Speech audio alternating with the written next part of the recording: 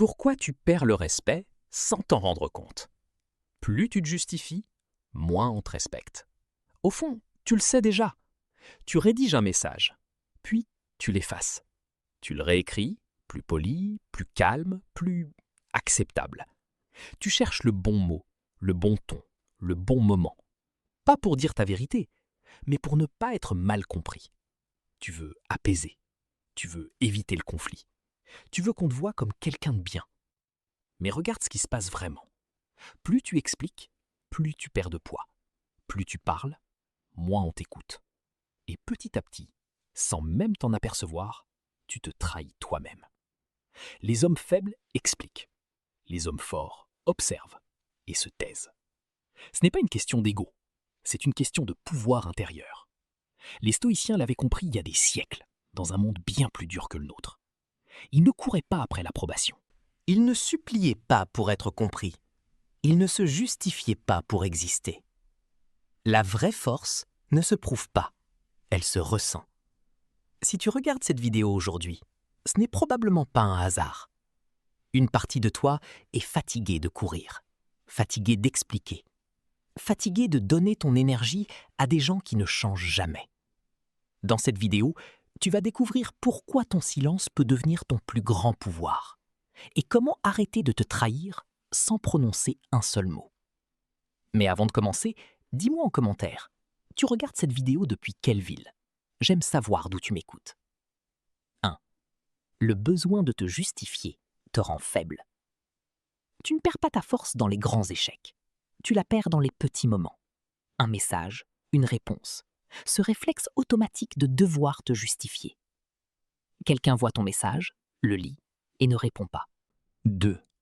Chaque justification est une perte de pouvoir.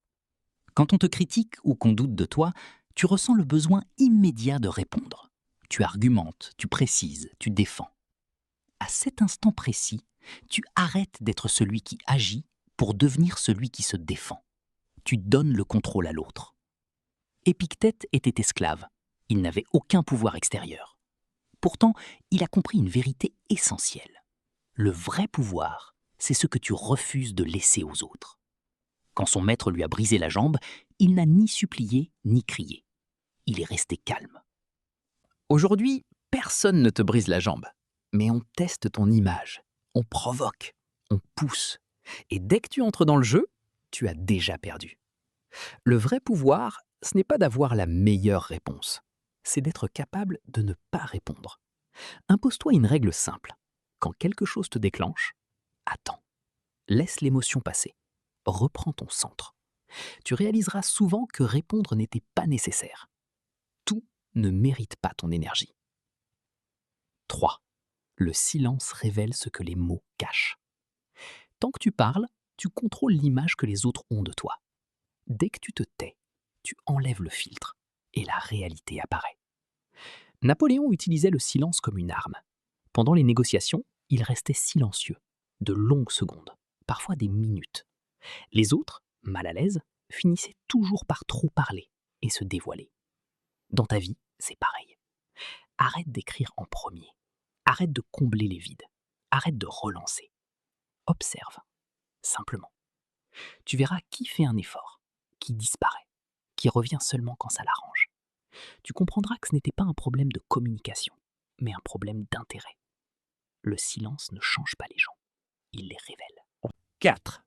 Chercher des réponses te détruit plus que le silence.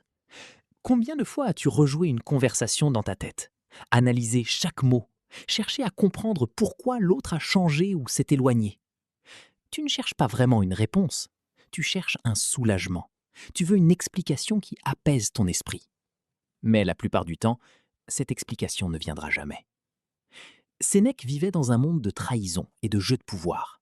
Il a compris que la paix ne vient pas des réponses extérieures, mais de ta capacité à accepter ce qui est.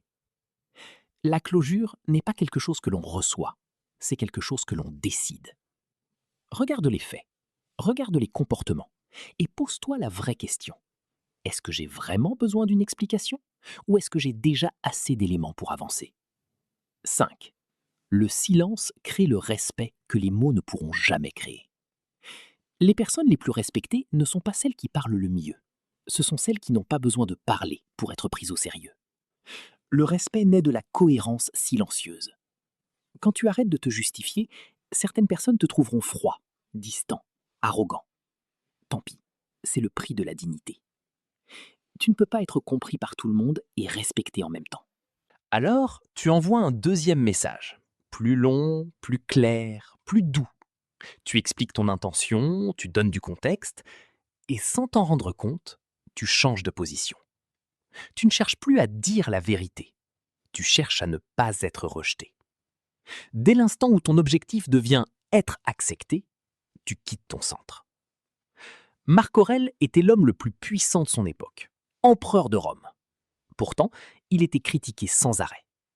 Au lieu de se défendre à chaque fois, il a choisi le silence. Un silence maîtrisé. Il n'essayait pas de corriger chaque perception. Il agissait selon ses principes et avançait. Plus tu expliques qui tu es, moins tu incarnes ce que tu es. Chaque fois que tu te justifies trop, tu envoies un message clair. Je ne suis pas sûr de moi.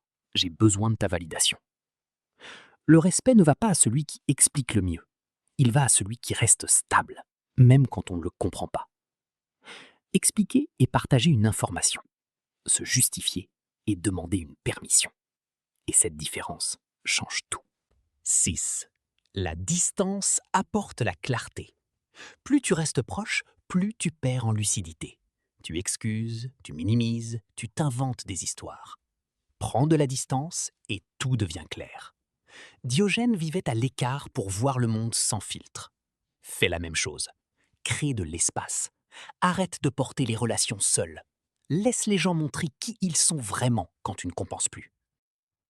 Challenge 7 jours. Deviens rare. Pendant 7 jours, fais l'inverse de ce que tu as toujours fait. Jour 1, observe sans intervenir. Jour 2, réduis tes mots. Jour 3, pratique le silence volontaire. Jour 4, n'initie plus les conversations.